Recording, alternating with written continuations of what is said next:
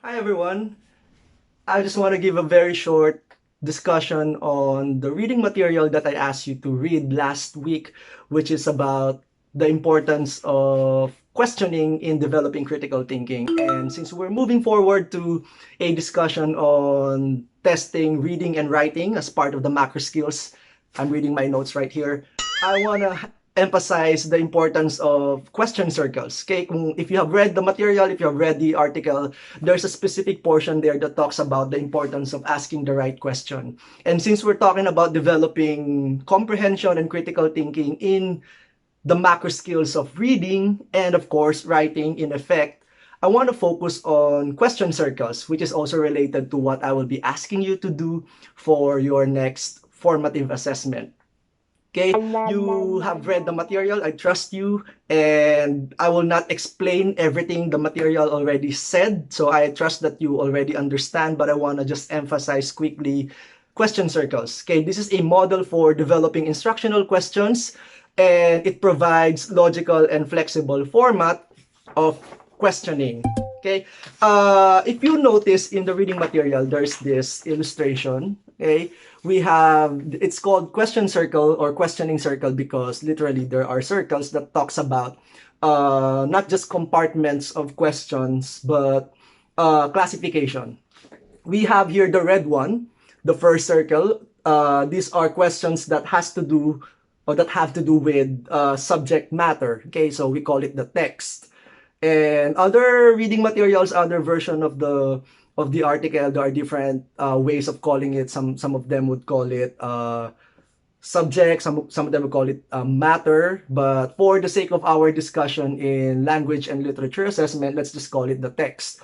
Because these questions are questions that ask the reader information regarding the text rather. So it gives us an assessment of whether or not the students have read the material. So these questions are informative questions. These questions enables the reader or enable the reader, sorry for my subject verb agreement. Okay, these questions enable the reader to be able to go back to the text.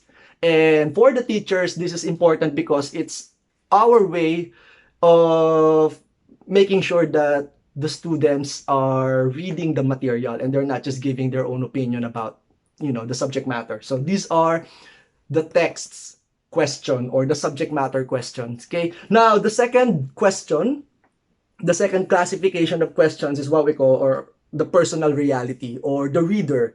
So these questions are questions that talks about the opinion of the reader. After reading the text, now it's time for the reader, for our students to give their personal opinion or their personal understanding of the text. So these are questions, and later on I will give examples.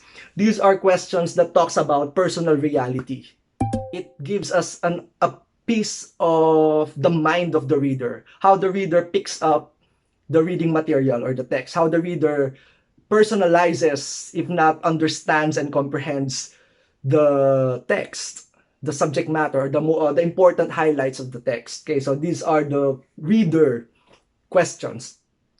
The third one is what we call the external reality, or for the sake of our discussion, let's just call it the world. Okay, so we have the text, the reader, and the world. Okay, pardon my penmanship. Questions about the world, not literally the world, no, but it talks about questions that has to do with the external reality. So if these questions, the text talks about information literally found in the text, the reader talks about the opinion of the reader or our students for this matter. External reality are questions that has to do with the bigger context. So for example, questions about our time, questions about our context in Manila or in the Philippines, or questions about international movements that has to do with the way you understand the text. Okay, so external reality or questions about the world talks about that. Those questions that would enable a student or a reader to contextualize the subject matter of the text with that of the bigger context.